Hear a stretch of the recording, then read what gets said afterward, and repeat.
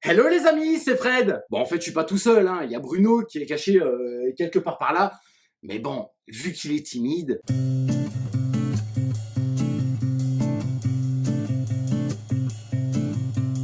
Je sais pas si, comme moi, vous êtes déjà tombé sur ce genre de reportage à la télé, super flippant, qui montre que les jeunes ont trop facilement accès à du contenu pornographique sur Internet.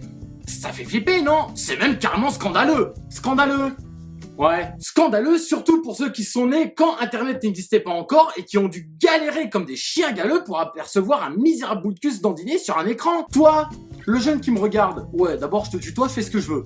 Toi, le jeune qui me regarde, tu n'as pas idée de la chance que tu as. Non, parce que mon temps, à l'époque du Minitel, là, fallait être un sacré cerveau pour avoir accès à du contenu pornographique quand même. T'étais obligé de développer des stratégies de ouf qui auraient fait passer Napoléon Bonaparte pour un petit champion régional de puissance 4, ouais. Aujourd'hui, avec les YouPorn, Porntruc, les Jackie et Micheline, là, je sais plus quoi, t'as plus besoin de faire d'efforts, espèce de Jean Foutre, va. Ah, c'est pas avec toi qu'on va relever le pays, hein, ça c'est moi qui te le dis. Avant l'apparition d'Internet, t'avais pas 36 solutions pour mater du porno tranquillement chez toi. Bon, ok, t'avais le film de boule le samedi soir sur Canal, mais c'était un petit peu risqué quand même. Se relever en pleine nuit pour le mater ou l'enregistrer, c'était prendre le risque de se faire gauler par les parents. Voire pire, tomber sur tes parents en train de se rincer l'œil devant Canal+, et là, bim, mais 15 ans de psychothérapie pour t'en remettre, quoi.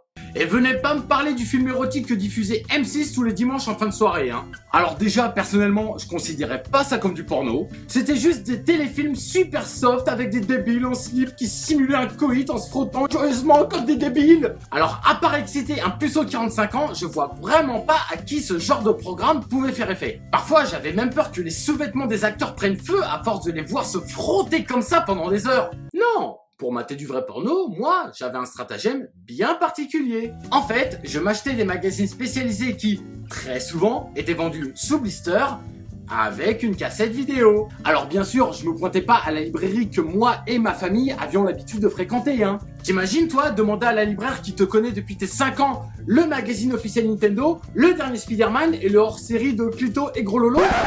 Non, en fait, je traversais toute la ville pour trouver un autre point presse le plus éloigné possible de chez moi. Ah, on nous emmerdait pas avec les 5 fruits et légumes par jour à l'époque, hein. Je peux te dire que nous, on faisait du sport. D'ailleurs, c'est à ça qu'on reconnaissait les plus vicieux de la classe au lycée. C'était soit les plus maigres, soit les plus sportifs.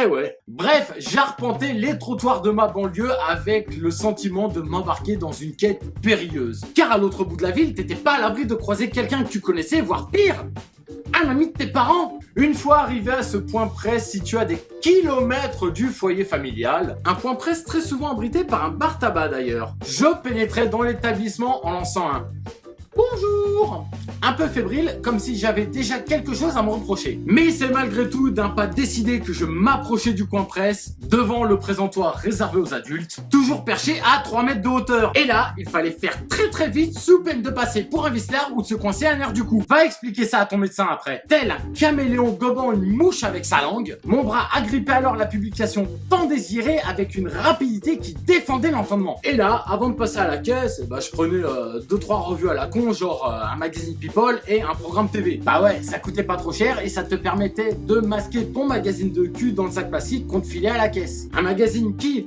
je le rappelle, est vendu sous blister avec une cassette vidéo à la jaquette,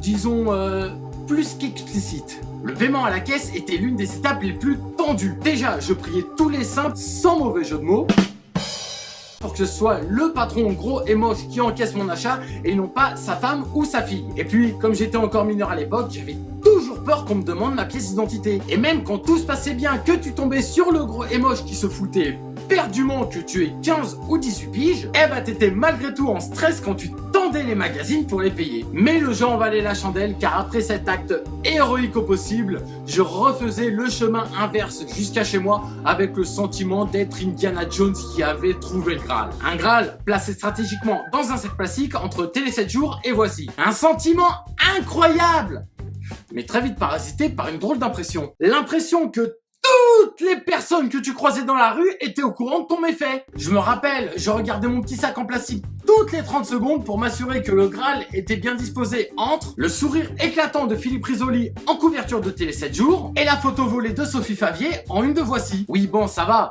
on est dans les années 90, je te rappelle. Une fois ce périple terminé, je peux dire que quand tu consultais ton magazine pour adultes dans ta piole ou que tu matais la VHS dans le salon alors que tes parents étaient encore au boulot, eh ben t'étais juste le roi du monde. Alors quand je te vois, toi, le jeune, avec ton smartphone et ton ordi connecté au net en permanence, en train de mater des tonnes de photos et de vidéos mais bien dégueulasses, et tout ça sans bouger tes petites miches, sans avoir le goût du challenge, eh ben je me dis que t'es bel et bien le digne représentant d'une belle génération de feignasses. Voilà, il fallait que ce soit dit.